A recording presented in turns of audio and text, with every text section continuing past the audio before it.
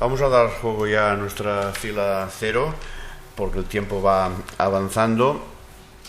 Voy a presentar a las personas a medida que quieran intervenir, porque si lo hago ahora, tal vez nos olvidemos de quién es quién. En primer lugar, a mí me gustaría, si lo desea, dar la palabra. Nos acompaña la cónsul de Colombia en Barcelona, la señora Diana Celis.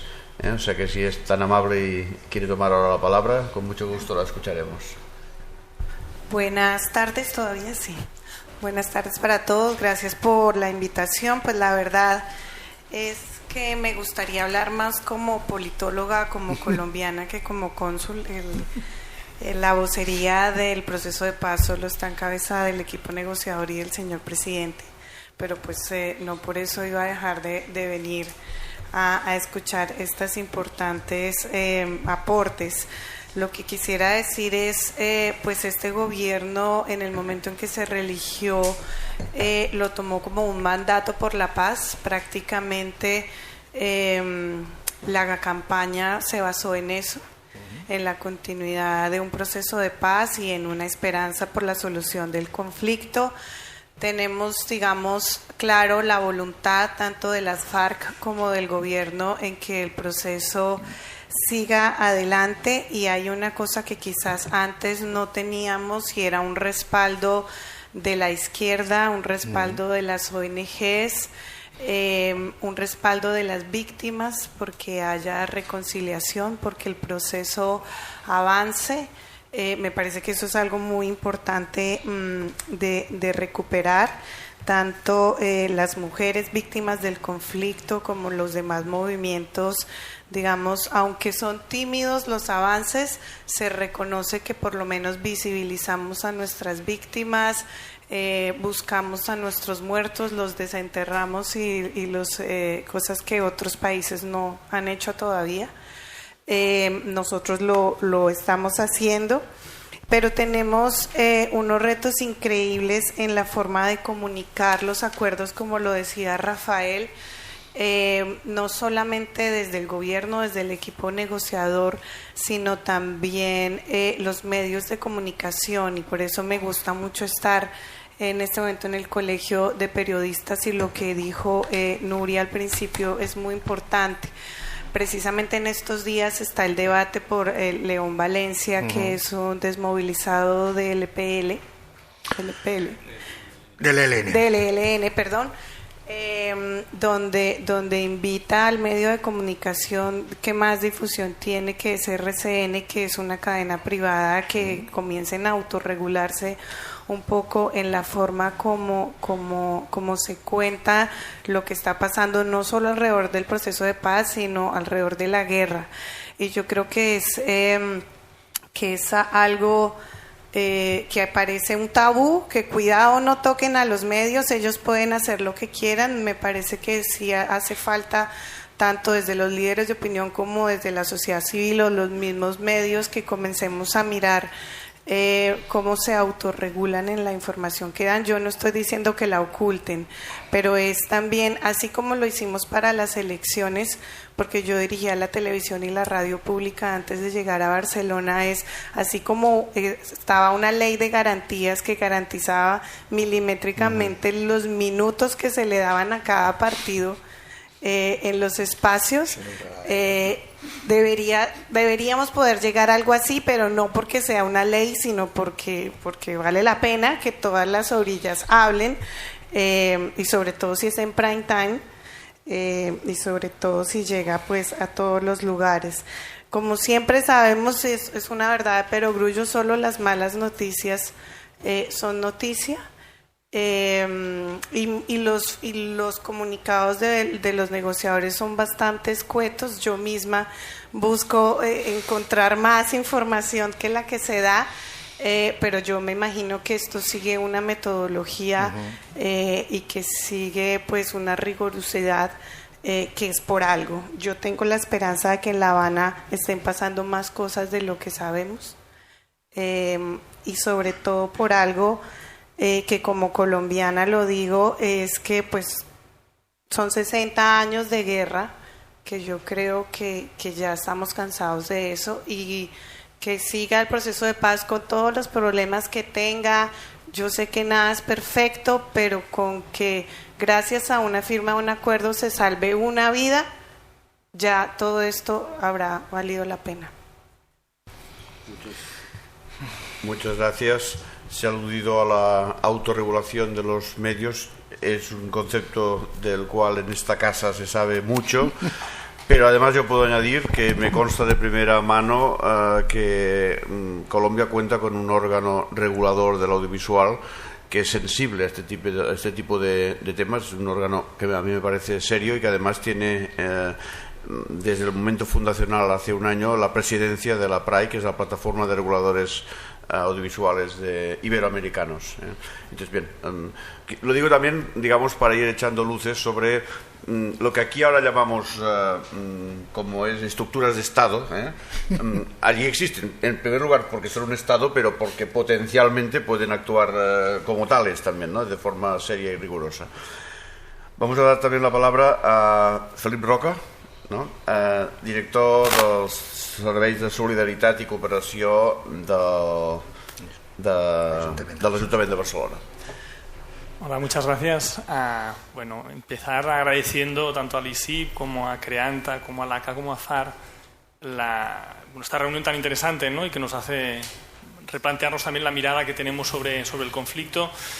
Yo aportaré muy poco, solo el hecho de que Barcelona, desde el gobierno anterior, pero también durante todo este gobierno, y estoy seguro que durante el siguiente, ha mantenido y mantiene una relación de amor apasionado con Medellín, desde la perspectiva también del trabajo conjunto de dos ciudades, desde un nuevo modelo de cooperación donde se intenta trabajar de manera absolutamente horizontal, confrontando los problemas de uno y otro lado para tener miradas nuevas, ¿no?, también como la que nos estáis ofreciendo vosotros también sobre el conflicto y sobre el proceso de paz. En este trabajo conjunto entre Barcelona y Medellín, el principal reto es la brecha social, ¿no?, que también tenemos en nuestra ciudad, pero que tenemos de manera muy fuerte y evidente, y nos hablabais también en vuestra intervención, de alguna manera, de la brecha social que Medellín, en este caso, para aterrizarlo en la ciudad que es nuestra amante, pues también estamos viviendo, ¿no? Hay diversos proyectos que desde el gobierno anterior, con la cancha de Moravia y el morro de Moravia, hasta durante este gobierno también trabajando en el centro, en la Comuna 10 del centro, en temas de inquilinatos y abusos o explotación sexual a niños y niñas, que estamos manteniendo, ¿no?, la lucha para que esta brecha social que representa un fuerte riesgo también para el proceso de paz, pues que se minimice al máximo, ¿no? Mañana inauguramos una exposición conjunta. Yo creo que es nuestra voluntad como Barcelona y como Medellín, es de que sea una exposición donde se vea este nuevo modelo de cooperación muy horizontal entre Medellín y Barcelona. Se llama Piso Piloto y aborda conjuntamente el problema de la vivienda, ¿no? Rafael nos hablaba también de la especulación en Medellín, de la vivienda, no solo en el centro. Yo creo que también en las comunas están viviendo esta especulación y están muy vinculadas al conflicto.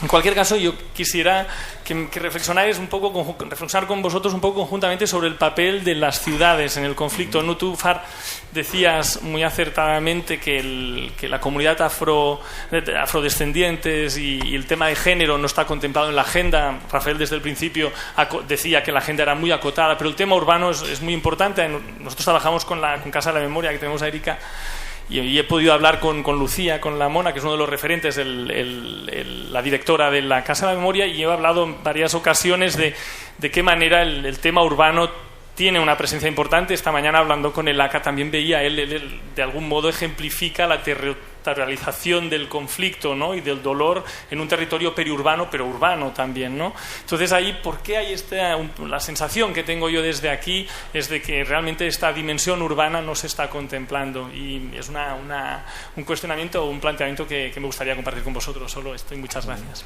Muy bien. De todas maneras, si os parece bien, lo aparcamos esto para ir escuchando a otras personas y luego lo retomamos todo desde la mesa otra vez. Me gustaría ahora, pues ha sido citado el ayuntamiento, digamos, el anterior mandato municipal, y tenemos precisamente aquí al exalcalde de Barcelona en la penúltima etapa, Jordi Hereu, que además ahora en su calidad de presidente de Eden City, está trabajando en temas de asesoría sobre el terreno, y en diversos lugares, pero también en Colombia. Por lo tanto, puede hablar con mucho conocimiento de causa, doble conocimiento. Bueno, muchas gracias. Yo también quería agradecer a la Fundación Creanta, este espacio, que entiendo que es un espacio que tiene que ayudar, en todo caso, a que podamos analizar cómo desde una ciudad como Barcelona, no solo desde las instituciones, sino desde la sociedad civil de una ciudad que tiene una cierta vocación, ¿no?, de implicarse en el desarrollo de otras ciudades. Yo os quería preguntar, ¿cómo veis qué podemos hacer más o qué podemos empezar a hacer para intentar ayudar a un proceso del que yo os quería agradecer pues la enorme sinceridad en el análisis, ¿no?, de la realidad, que yo creo que es efectivamente en este juego de realidad y percepción?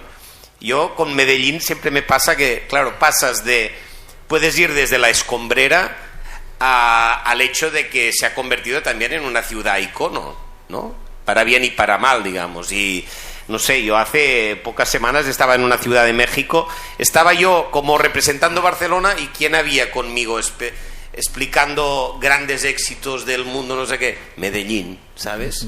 Y entonces, claro, de la escombrera a las magníficas bibliotecas y el relato, que yo creo que es una gran esperanza para todo Colombia, ¿no?, que es, cómo desde la participación social, cómo desde la cultura, cómo desde la ciudad educadora, a pesar de todo, podemos lanzar un mensaje de construcción de una cierta esperanza, ¿no? Yo entiendo que ni podemos mitificar realidades, ¿no?, lo que decía Salvador, ¿no? O sea, ni podemos exagerar en positivo y mitificar realidades, ni tampoco nos podemos quedar en la escombrera, digamos, ¿no? Necesitamos ambas cosas, ¿no? El apego a la realidad, pero también el motor de la esperanza, ¿no? Ambas cosas, ¿no? Yo lo siento, y seguramente es de formación, pero los de Barcelona somos así, o sea, somos obsesos del tema urbano, ¿no? Y entonces, ¿por qué? Porque consideramos que al final muchos retos que se hablan a nivel general, al final uno se sale o no del tema concreto de los barrios, ¿no? Yo lo digo porque yo de joven veía y seguía con interés las guerras en Centroamérica, ¿no? Guatemala, Salvador, Nicaragua, en el imaginario de un jovencito de 15 años. Después vi con gran esperanza que efectivamente se entregaban armas y se hacían las paces. Pero al cabo de muchos años he ido a ciudades y efectivamente se hicieron las paces, pero nacieron muchos retos que entiendo que en un país tan grande como Colombia hay todo un reto en el ámbito rural, no urbano, pero después yo soy poco conocedor de vuestra realidad, pero claro, uno va de Barranquilla a Santa Marta y bastantes kilómetros antes de llegar al centro de Santa Marta, claro, uno ve un espacio, digamos, fantástico, ¿no?, una naturaleza, pero después se pasa uno viendo kilómetros y kilómetros de chabolas, ¿no? Y entonces lo digo allí como en otros espacios, ¿no? La primera ciudad que yo conocí de Colombia fue Buenaventura, digamos, ¿no? Fue mi primera llegada a Colombia. No por tanto, mal, digamos, afroamericanos, etcétera, ¿no? El tema es, ahora no está en La Habana, pero yo diría, la apuesta por intentar construir más y mejor ciudad, como se ha hecho en muchos sitios, ¿no? Pero no debería formar parte de la agenda, digamos, profunda, que precisa de recursos y, por tanto, seguramente de mayor equidad fiscal, etcétera, y de mucho apoyo por parte de otros sitios, ¿no? Para preparar el post-conflicto y que uno después no vaya a ciudades como pasa, ¿no? Que dices, sí, dejaron las armas, pero ahora, en cambio, afrontas ciudades bastante invivibles, ¿no? Desde el punto de vista de convivencia. Ya no es por enfrentamiento, sino porque porque si no hay prosperidad, la gente, desplazada o no, se busca la vida. Por tanto, la agenda urbana, yo diría, sugiero y pregunto, es que debería estar en primer marco. Allí es donde habrá, el posconflicto tendrá grandes escenarios urbanos y, sin duda, también no urbanos, pero en todo caso, en los espacios urbanos es donde yo creo que habrá una parte del gran reto de, una vez se firmen documentos en La Habana, empezará otros grandes problemas, digamos, ¿no? Entonces, bueno, poner énfasis en qué creéis que podríamos hacer desde una ciudad como Barcelona y si consideráis que la agenda urbana tiene suficiente importancia. Sé que venimos de estados que la agenda urbana estaba muy bajo, el nivel. Pero en todo caso estáis en una ciudad que es nuestra obsesión, digamos. O sea, creemos que a partir de las ciudades hay bastantes cosas, no todo, pero hay bastantes cosas a hacer, ¿no? Muchas gracias, Jordi. Tenemos también con nosotros a Lourdes Morelo, directora adjunta de la Agencia Catalana de Cooperación. Muy buenas tardes. No seré muy original en el inicio porque comenzaré obviamente agradeciendo y felicitando a la Fundación Creanta este espacio de debate. La verdad es que, bueno, me parece un lujo, ¿no? Tener la posibilidad de combinar esta visión más académica con una visión, bueno, pues más del terreno y como es el caso del compañero Elaca. Como agencia, una duda que querría trasladar y que pongo encima sobre la mesa es la situación y el papel de las mujeres en todo este proceso. De la mano del ICIP hace unos meses tuve la oportunidad de escuchar a la señora Adilia Caravaca, presidenta de WILF Internacional, que nos decía: cuando no haya violencia contra las mujeres, no habrá guerra. Una frase que me pareció como muy sencilla y muy simple, pero a la vez como muy significativa, ¿no? Llena de contenido y que nos invita a reflexionar sobre esas múltiples situaciones de violencia que padecen las mujeres y las niñas, especialmente en los contextos de conflicto y de guerra. Justamente en estos contextos de conflicto es donde las mujeres y las niñas sufren, son las que están, ¿no?, más expuestas a violaciones flagrantes de los derechos humanos y del derecho internacional humanitario. Pero al mismo tiempo las mujeres y las organizaciones de mujeres y feministas han estado y continúan siendo un pilar básico como protagonistas en la construcción de paz, pese a que en muchos casos siguen siendo invisibilizadas. Como Agencia Catalana de Cooperación acabamos de aprobar un nuevo plan director en el que de alguna manera queremos apostar por un nuevo enfoque estratégico, el enfoque de género y basado en derechos humanos, porque consideramos que es imprescindible, ¿no?, trabajar por los derechos humanos de las mujeres y por los derechos colectivos de los pueblos. Entonces, la pregunta que yo les quería trasladar es a los ponentes de la mesa es un poco saber su opinión, ¿no?, sobre el papel que juegan las mujeres en todo el proceso de paz. Este fin de semana intentaba también documentarme un poquito sobre la realidad de Medellín y leía cómo han aumentado los feminicidios, ¿no?, en la ciudad de Medellín, ¿no? Salían cifras de 2013, 2014 y hay un crecimiento exponencial, ¿no?, de estos asesinatos hacia las mujeres. Y también quería saber, ¿no?, desde los medios de comunicación, desde diferentes entidades, de alguna manera se apunta que son casos aislados, ¿no? Pues saber si realmente consideran que son casos aislados o forman parte, ¿no?, de todo este proceso. Nuevamente agradecer y bueno. Muy bien, muchas gracias. Y tenemos todavía con nosotros también a Genisa Prat, miembro del patronato de la Fundació Desenvolupament Comunitari. Hola, buenas tardes y también buenas tardes y no seré menos de también agradecer a la Fundación Creanta nuestra invitación a este debate, ¿no? De entrada, muy contenta, ¿no?, para poder contrastar con ustedes, ¿no?, y entre el público un poco las inquietudes, ¿no?, que tenemos con respecto al trabajo que también estamos llevando a cabo desde la Fundación en Medellín. Nosotros como Fundación tenemos un proyecto financiado por el Ayuntamiento en el tema de resolución de conflictos en comunidades, ¿no?, en las comunas, a través de procesos de mediación y de diálogo, ¿no? Estamos intentando con una red que se está construyendo allí lo que vamos a llamar la Escuela Itinerante de Paz. Esta escuela itinerante de paz la estamos trabajando con muchos hombres y mujeres, ¿no?, de diferentes comunas de Medellín, y con otras personas socias, ¿no?, que entre ellas está Corporación Región, y la última que se ha incorporado ahora es el Museo también de la Memoria, que nos está dando apoyo en este proceso. Sí que escuchando a hombres y mujeres en nuestros trabajos de diálogo, de formación, de ver qué es lo que se necesita en las comunas para realmente romper con esa trayectoria de violencia, ¿no?, de la gente que tiene desde hace tiempo a la hora de poder resolver los conflictos, ¿no?, y buscar nuevas maneras de establecer ese espacio de diálogo y ese espacio de negociación y de mediación, ¿no?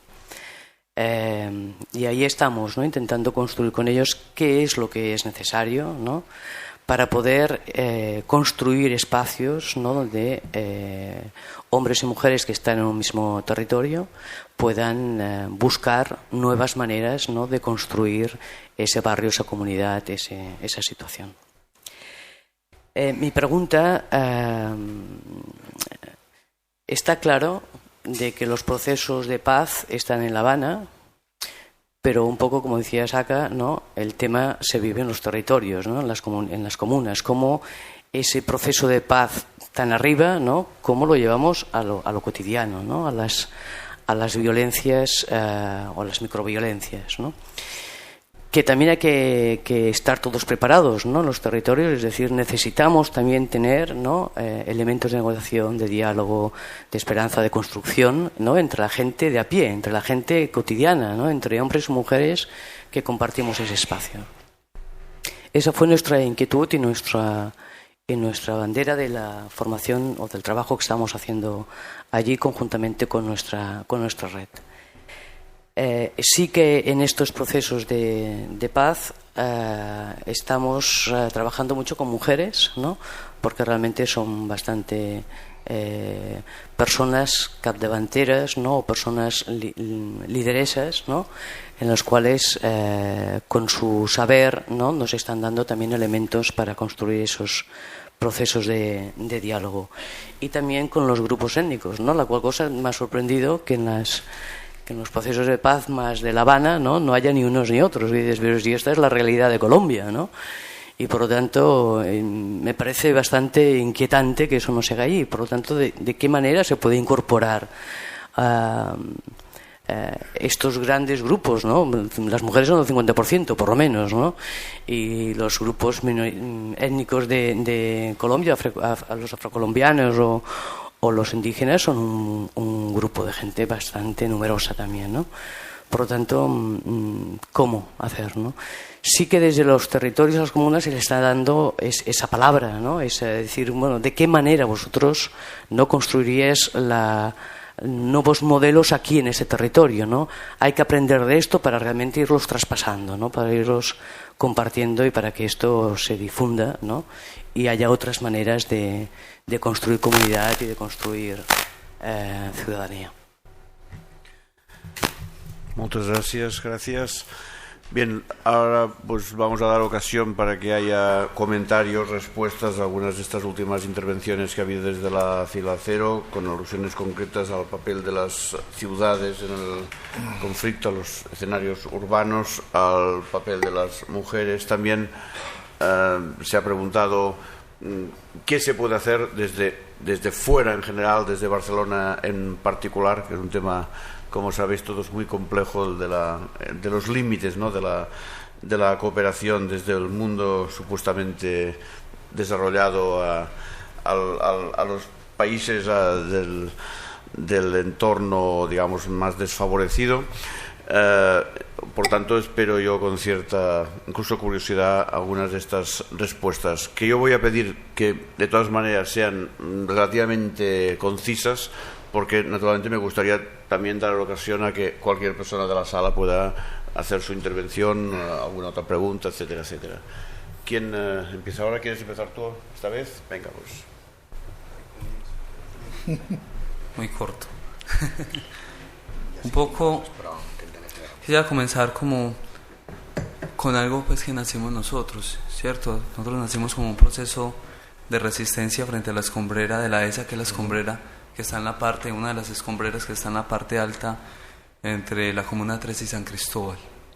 Es el tema de lo rural y lo urbano, ¿cierto? No es solo el tema de las ciudades, sino el tema de lo rural. Porque cada rato llegan personas del campo, ¿cierto? Que le pagan a 12.000 pesos el jornal, que dura casi 13 horas, ¿cierto? Pero es ese lugar entre lo rural y lo urbano lo que nos encontraron, digamos, como unas formas también de protección, ¿cierto? Una forma también como hablar de cosas que pasan en nuestros territorios, ¿cierto? Sin morir por ello, ¿cierto? Digamos, con la amenaza constante y proteger la vida, ¿cierto? Porque no solo se está construyendo, es muy estúpido estar construyendo y tener miedo y no poder entrar a ciertos territorios porque te matan, o estar hace 3 años y medio por fuera de tu territorio porque te iban a matar esa noche. Entonces es la dinámica de cómo nos protegemos, ¿cierto? La dinámica, digamos, también nosotros hemos creído un papel importante de la familia, ¿cierto? El trabajo de familia, más que, ¿cierto? Mujeres, hombres, así como separarlo, es un trabajo de familia, porque en el trabajo mucho de familia ahí se involucran distintas personas, tanto adultos como jóvenes, niños, niñas, y desde ahí hay un diálogo más asentado y hay unos encuentros de protección, pero también unos encuentros de sabiduría, de reconocer al otro y la otra, ¿cierto? Donde, digamos, no hay jerarquías. Y por ejemplo el tema de la mujer, allí es el tema también de la doña que nos protege, la señora, ¿cierto? Nosotros decimos doña, que ahorita fue la doña o la matrona, ¿cierto? Que nos protegen, y que la señora que es capaz de pararse a un combo y decirle, van por su hijo, y le dice, no me lo matan, ¿sí? Ok, y no se lo matan, le dice, no, tranquila doña, ¿cierto? Entonces es la protección también, y así ha sido como nos hemos relacionado, ¿cierto? Por eso podemos entrar a muchos de los barrios, porque está ese reconocimiento familiar. Allí en la escombrera, por ejemplo, comenzamos con un proceso de mujeres hace muchos años, 13 años ya, ¿cierto? Yo estaba muy cachorro es niño, y fueron las doñas que enseñaron muchas cosas, ¿cierto? Y desde ahí en los años nos hemos movido como con esa idea, pero digamos que en el crecimiento hemos visto crecer la ciudad desde la ladera. Hemos visto crecer la ciudad desde la ladera, pero una ciudad que la Casa de la Memoria ha abierto como un sitio de, digamos, como discusión importante, y desde ahí pues varias alianzas, y digamos que Casa de la Memoria es la que me trae con el ICIP, con Creanta, y digamos que es una relación también pues de amistad, ¿cierto? Que abren también como unas preguntas, y ahí es donde nos encontramos. Pero una ciudad que le echa cemento a sus muertos no se puede llamar innovadora. Una ciudad que habla así de sus estructuras, que son importantes, no digo que no son importantes lo que se ha construido en Medellín, pero echar mucho cemento y también trabajar para el turista es muy complicado, ¿cierto? Entonces nosotros decimos que somos de aquellas plantas callejeras que se resisten a que les echen cemento. Y han visto un poco de esas plantas que dicen, venga, o sea, antes de echar cemento, ¿qué había? Había tierra, ¿cierto? Antes de echar cemento, ahí estaban nuestros campesinos y campesinas echando asadón para alimentar a sus hijos, hijas, y son los que nos alimentan a nosotros, ¿cierto? Pero digamos que si no hablamos de lo que pasa en realidad, ¿cierto? Pero también hablar es discutir en esa generación de diálogos, va a ser muy complicado, ¿cierto? Yo, por ejemplo, hablo de una experiencia en Comuna 13, como muchas más, pero digamos que esa, cuando entraron las fuerzas policiales, ejército y demás, con lo de la Operación Orión, había una zona muy fuerte, ¿cierto? Una zona muy fuerte en la 13, que era el Plan del Che. Y el Plan del Che era un lugar donde las CAP, Comandos Armados del Pueblo, juntamente con FARC, ELN, en esas alianzas, ¿cierto?, durante mucho tiempo habían tenido.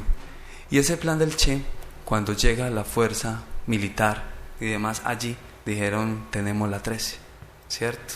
Los paramilitares dijeron, tenemos la 13. Y ese plan del Che se volvió como un lugar referente. Entonces, cuando llegó, digamos, el Estado dijo, no se llama el plan del Che. ¿Y por qué llama el plan del Che? Porque había un Che dibujado en ese lugar, en un plan, ¿cierto? Y ahí, digamos, era la referencia a los guevaristas, ¿cierto?, los del Che. Y entonces lo borraron, le echaron pintura, ¿cierto?, como echando cemento, pintura, y le pusieron otro nombre. Pero la gente decía, no, ese es el plan del Che. ¿Cómo van a decir que llama si toda la vida lo conocido como el plan del Che? ¿Cierto? Y en los años tiene otro nombre, pero llama plan del Che. Pero entonces, viendo ese lugar, ya después llega la ciudad innovadora y monta unas escaleras eléctricas que vos vas en el metro y te dicen, están las escaleras eléctricas. Nosotros hemos estado en el territorio, digamos que esa escalera eléctrica la inauguraron como 5 veces, ¿cierto? Cuando el primer pico la inauguraron, después que montaron el techo la inauguraron, y así, ¿cierto? Una escalera eléctrica, digamos, importante. Yo digo que no, ¿cierto? Que son importantes, porque digamos está la movilidad de una gente que está alrededor, ¿cierto? Pero uno se cree unas escaleras eléctricas, pero grandísimas, ¿cierto? Súper grandes, son unos tramos. Pero la gente que vive alrededor, digamos, también, digamos, le organizaron la fachada, los techos, toda la cosa, pero la gente tenía hambre. ¿Y cómo curas hambre? Con pintura o con unas fachadas bonitas, donde la gente en su desayuno o en su comida última, para que los niños no tengan hambre, hacen papel higiénico, periódico, y se lo tienen que tomar con agua panela para tener algo en el estómago. O sea, cómo se habla de una persona, ¿cierto?, que llega desplazada a esa zona y no siquiera se ha podido asentar. Entonces, el hambre es mucha, ¿cierto? Entonces, ¿qué está pasando, cierto? La revolución, o digamos las acciones, digamos lo que se busca, yo creo que decían en algún momento, decían por lo menos tener los 3 golpes diarios, ¿cierto? Los 3 golpes diarios es el desayuno, el almuerzo, la comida. Mucha gente no tiene ni eso, ¿cierto? Y se inventan para tener algo en el estómago. Y si vos no tenés algo en el estómago, por lo general te da dolor de cabeza, no podés, ¿cierto?, estar en lo de la educación, no podés estar jugando partido de fútbol, aunque te guste mucho, te quedas desmayado, ¿cierto? ¿Cómo buscar también como esa alternativa? Muchos chicos van a la escuela por el refrigerio o por, ¿cierto?, el almuerzo que se da allí, no porque, ¿cierto?, no porque le han mostrado el amor. Y si hay, digamos, grandes bibliotecas y demás, y son importantes. Digamos que en mi tiempo era muy difícil, me tocaba que pasar varias fronteras entre los milicios y los paras y delincuencia común para poder llegar a una biblioteca, ¿cierto? Hasta esconder los libros para poderlos leer.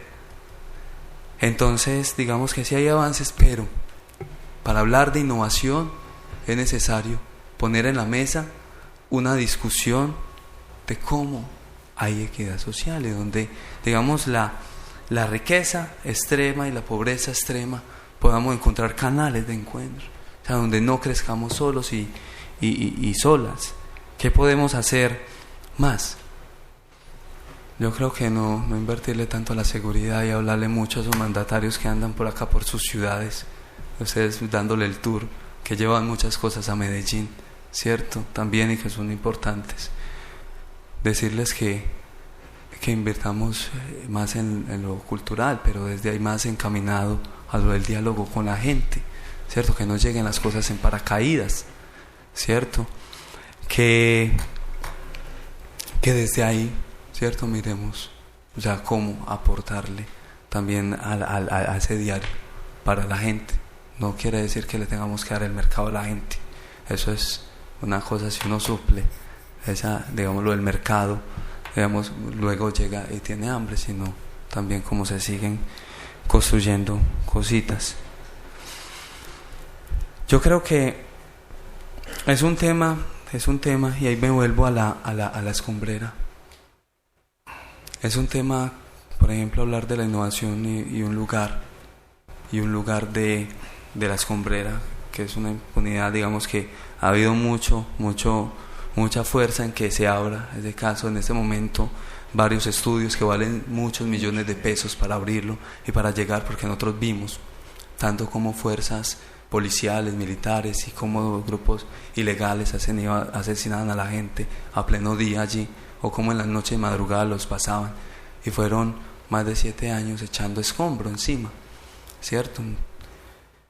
Y digamos que las formas que en este momento aprueban hacer excavaciones no son las más adecuadas, sino es la meta, saque, ¿cierto? Desde ahí no hay un cuidado, pero mover todo eso es una cosa muy tesa. Vos ver día y noche subiendo las escombreras, ¿cierto? Para la escombrera, y cuántos cuerpos pueden estar ahí, pero es necesario encontrar la verdad, porque sin eso muchas doñas hasta ahora se están muriendo, diciéndole a sus hijos que sigan la búsqueda, que no paren la búsqueda.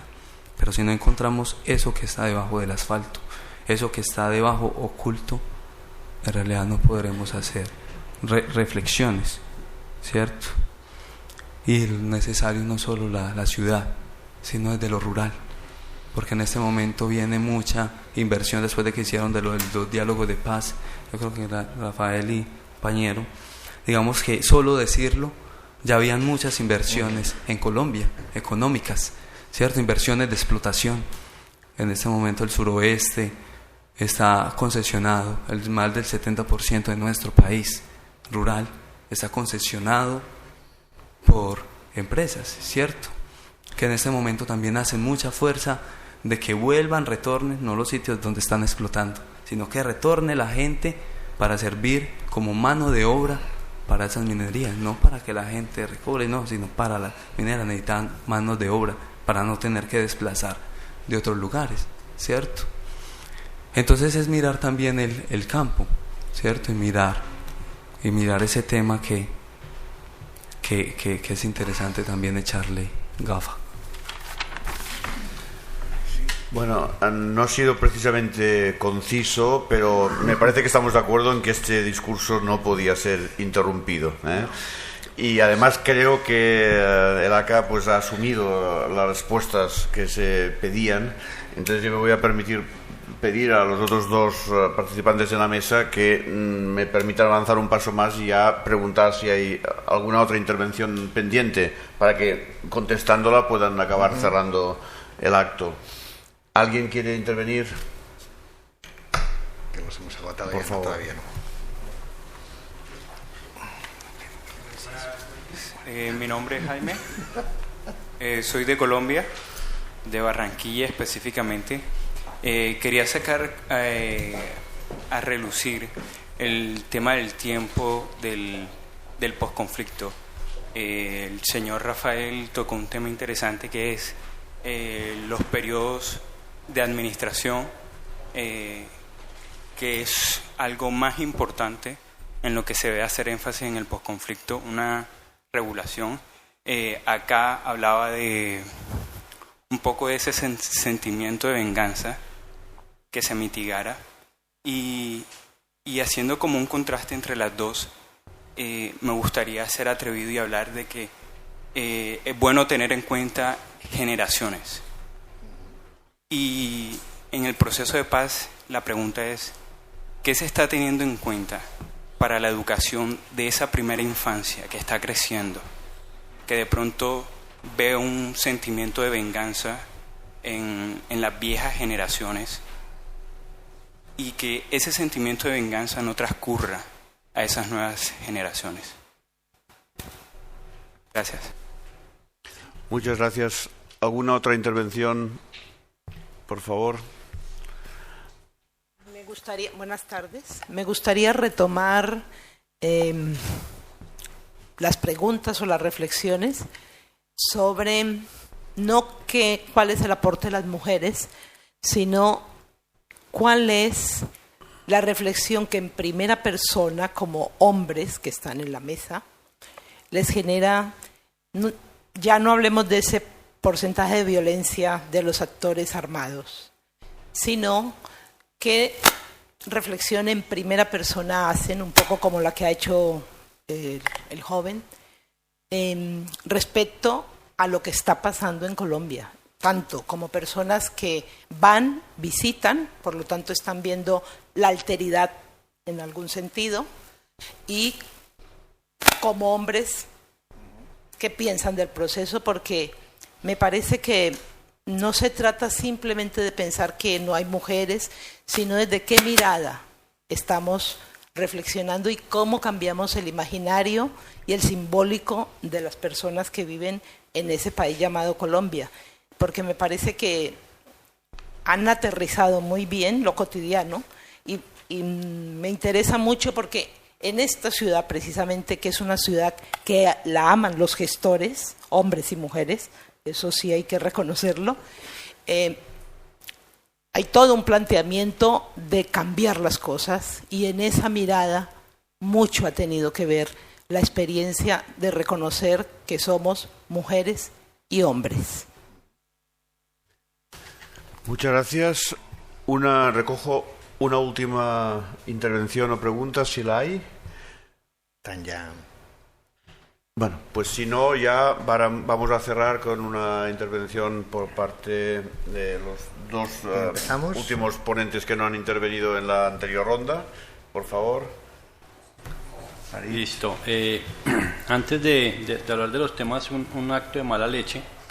Hay una página web que cuenta cuántos paneles en el mundo están conformados por solo hombres. Y este es un mal ejemplo de un panel de esa naturaleza. Porque claro, el tema de la mirada es cómo en nuestra vida cotidiana nos damos cuenta del privilegio masculino y cómo el conflicto armado colombiano es básicamente el resultado de privilegios masculinos. Entonces, en ese sentido, la mirada de nosotros como hombres, yo vivo entre Colombia y Barcelona, pero claro, la mirada de uno como hombre supone el reconocimiento de una serie de privilegios como persona educada, como hombre de clase media, pero no solamente en la cuestión de género, sino en una serie de exclusiones que se cruzan entre sí, que al final resultan en el lugar de privilegio en el que uno está. Eso supone poner en cuestión eso y siempre saber de poner en cuestión el lugar desde donde se habla. Y supone que cuando se hable del proceso de paz se reconozca eso. En mi parte, yo por eso trabajo mucho con colectivos, en el caso de los afrodescendientes trabajo con Senafro, pero también trabajo con mis estudiantes para que trabajen con organizaciones de derechos humanos en las que aporten tanto hombres y mujeres sobre el tema. Y antes de pasar a contestar una cuestión, yo estoy en dos proyectos de investigación, uno sobre violencia sexual con la Universidad del Valle y otro sobre el Palacio de Justicia. En el de la violencia sexual tengo solo mujeres, solamente estudiantes mujeres. En el del Palacio de Justicia solo estudiantes hombres. Y eso me llama mucho la atención. Parece que la cuestión del delito político es una cuestión masculina, o de la violencia política es una cuestión masculina, y la cuestión de violencia sexual parece ser una cuestión femenina. No lo he buscado yo así, sino que simplemente yo abro la posibilidad de que los estudiantes trabajen, pero van buscando temas con los cuales se sienten más afines, entre comillas, y aquí la sensibilidad femenina parece ser más cercana al tema de la violencia que al tema de la violencia de género, que al tema de la violencia política. Eso como una reflexión. El tema de la ciudad creo que es importante, no creo que se deba discutir en La Habana, creo que eso forma parte de la discusión posterior al final de la negociación de paz.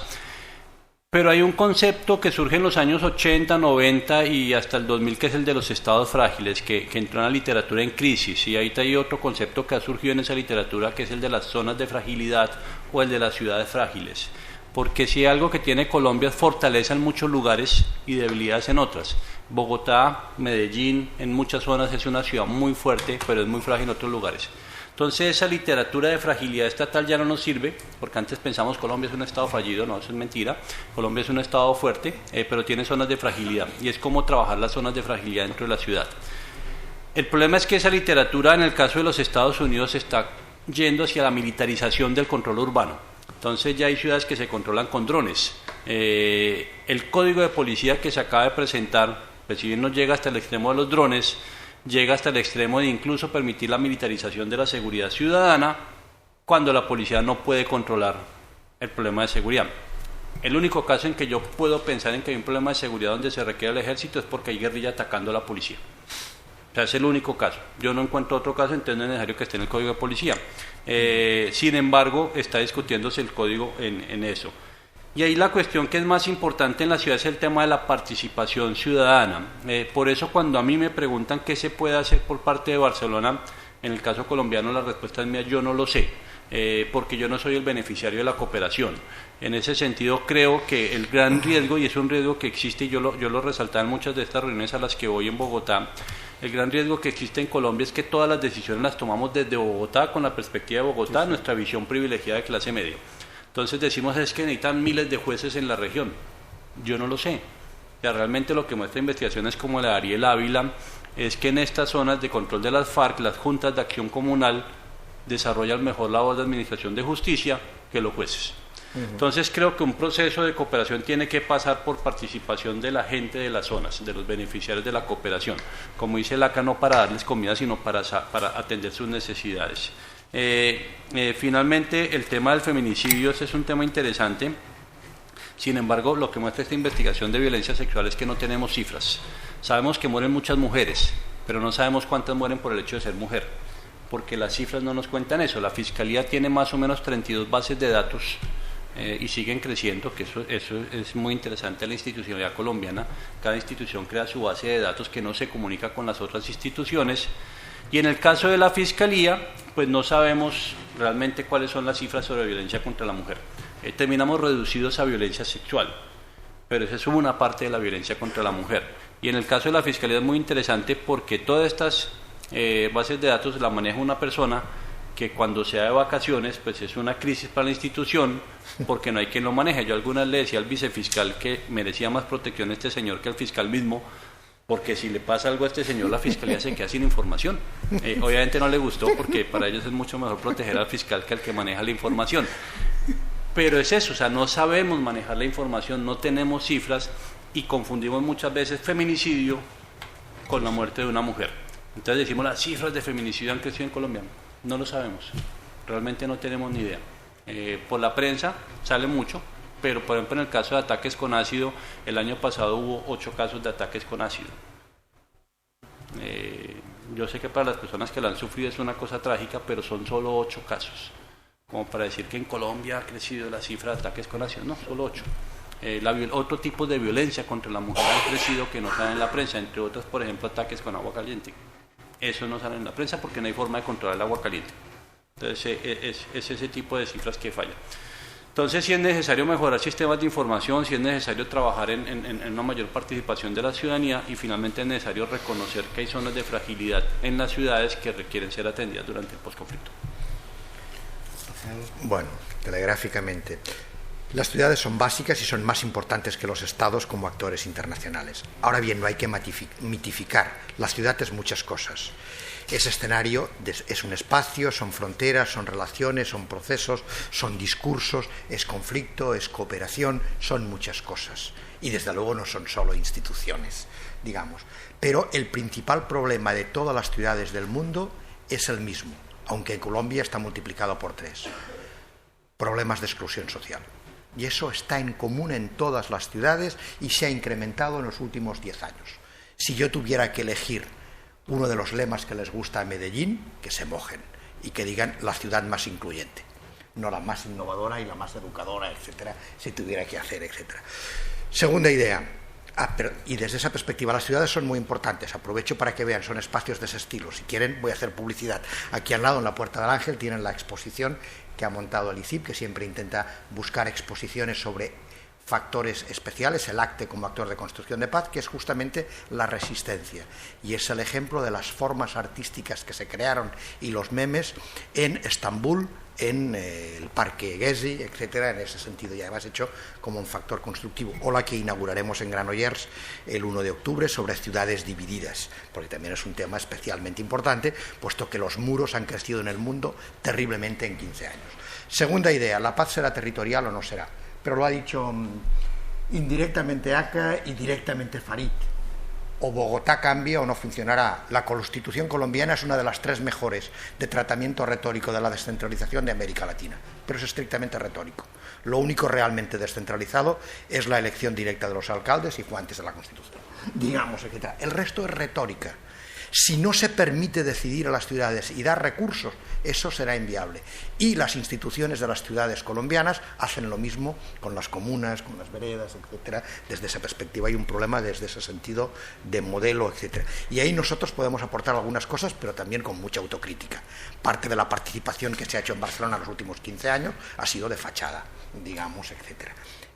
Y Jordi lo sabe y lo hemos comentado muchas veces, por tanto, él sabe que no es una crítica personal y con él lo hemos comentado mucho durante muchos años. Tercera idea, ¿qué podemos hacer? Se ha dicho, primero voy a ser claro, abandonar los 2 grandes vicios de la cooperación internacional. El primero nuestro, que fue neocolonialismo e imposición. Y el segundo, una cosa que es peor todavía, que es el paternalismo de decir que siempre tienen razón en lo que dicen. Yo no voy a jugar a eso nunca más. Eso no es un sistema. La única forma de cambiar cosas es crear mecanismos que permitan hacer complicidades constructivas para crear juntos. Diálogos de saberes, de miradas, etc. Pero que no me cuenten lo que debo hacer tampoco desde el otro lado. Eso lo he hecho cuando he trabajado en brigadas de paz o en mecanismos en que hay que callar y dar apoyo, pero es que lo que se trata es de construir en común. No tenemos demasiados saberes, más cosas que hacer, pero sí que podemos plantear. Financiadores, no gracias. Yo creo que eso es importante. Como una institución, el ICIP, que trabaja en muchos sitios y que no puede ofrecer dinero directamente, lo primero que contamos, recuerdo mis trabajos en Costa de Marfil, es la primera cosa que pensamos, yo no soy un financiador, no busque ser. Ahora, podemos buscar financiación con otros, etcétera, y tenemos otras capacidades a hacer. ¿Por qué les digo eso? Porque yo creo que hay que construir narrativas diferentes. ¿Qué podemos hacer? Efectivamente, cultura de ciudadanía cívica, decir cosas, voces múltiples. Nunca hay una verdad, nunca hay un relato, hay muchas. Y hay que permitir que... ¿Qué podemos intentar hacer? Que las construyan para que sean polifónicas, para que las voces diferentes no parezcan extrañas y no produzcan un sonido inaceptable. Y eso en muchos lugares ya existe y ahí básicamente tenemos que aprender. Hay en este momento catalogadas como buenas prácticas por el PNUD 250 experiencias de construcción de paz en Colombia. Y ni siquiera en Colombia usan esa base de datos suficientemente, etcétera. Para un trabajo que tuve que hacer para la Agencia Presidencial de Cooperación, mi sorpresa fue que cuando puse eso diciendo, bueno, van a decir que lo saque porque ya lo saben, sí, dame la web y la referencia. No puede ser. Estoy hablando de la Agencia Presidencial de Cooperación, que ha hecho un trabajo importante y que ahora entra en temas de construcción de paz. Diálogos de saberes. Por ejemplo, algo que no será así, que comentábamos, que es una de las cosas que me apetece hacer en Medellín en el semestre en que voy a estar ubicado allá como profesor invitado de Bolivariana y de Medellín, si consigo mi visa, como obviamente conseguiré, etcétera. No digo nada, la consigo, es un tema que es básicamente lo siguiente: establecer, y es una demanda que me ha hecho directamente el museo varias veces, ayudar a que la academia entienda que hay saberes en otros sitios y que tienen que entender y pasearse y ver lo que sucede en muchos lugares, etcétera, y que es enormemente importante que se conceda capacidad a la Comuna 13 de decidir cómo quiere hacer el proyecto de recuperación y de dignificación de la escombrera, aparte del elemento de qué excavar o qué no excavar, y que en el otro debe decir, porque si alguien sabe de lo que hay en la escombrera, son ellos, porque esos que tienen la memoria depositada de lo que ha pasado en estos años, etcétera. Estancias, acabo, había todo el tema papel de las mujeres, coincido, las miradas han de ser diferentes y yo creo que nos faltan, pero también desde esa perspectiva hay que imponerlas, no hay que esperar, como en la lucha por los derechos humanos, a que las den. ¿Cuál es la mejor experiencia que se ha hecho y que podemos usar de construcción de paz desde la mirada femenina en Colombia? El trabajo de Ruta Pacífica de Mujeres. Y lo digo porque apoyamos técnicamente, enviando a una de nuestras técnicas a ayudar a hacerlo, digamos, metodológicamente, porque no esperaron que les dieran permiso. Y hay 4 excelentes volúmenes de trabajo. Y quien no quiera trabajar con eso, y además eso funciona. Les dieron el Premio Nacional, digamos, de Paz el año pasado, que es una experiencia en que participan, financiada por Alemania, pero en que participa el PNUD, instancias nacionales, etcétera. Es clave, coincido con lo que se ha dicho, sin esa mirada no podemos entender el Programa de Naciones Unidas para el Desarrollo, muchas de las cosas que hay. Y sobre todo porque la economía informal es clave en Colombia, como en todos los países de América Latina, y la economía informal es básicamente monoparental. Y monoparental es una palabra que disimula que es monoparental femenina, básicamente, que son unidades familiares que dependen de la mujer desde esa perspectiva. Y por último, educación para la paz es básica, pero también un cambio de chip. Y sé algo de eso como uno de los introductores de la educación para la paz en los años 80 en este país. Seguimos repatriando demasiados esquemas para provocar y que pensemos entre todos. Lo importante en educar para la paz no son los contenidos cognoscitivos, son los valores y sobre todo los procedimientos. Y eso es lo más descuidado de todo. No se aprende a cooperar sin practicar la cooperación. No se aprende a hacer música sin hacer música, etcétera, desde esa perspectiva. Y en general tenemos tendencia a no hacer eso. Por tanto, fijarnos en capacidades, buenas y malas prácticas, y yo creo que lo que les podemos hacer desde Barcelona, me lo preguntaba Jordi, es también hacer más introspección crítica y autocrítica nosotros, constructiva, y decirles con claridad, miren, todo esto no ha funcionado bien, todo esto tampoco, etcétera.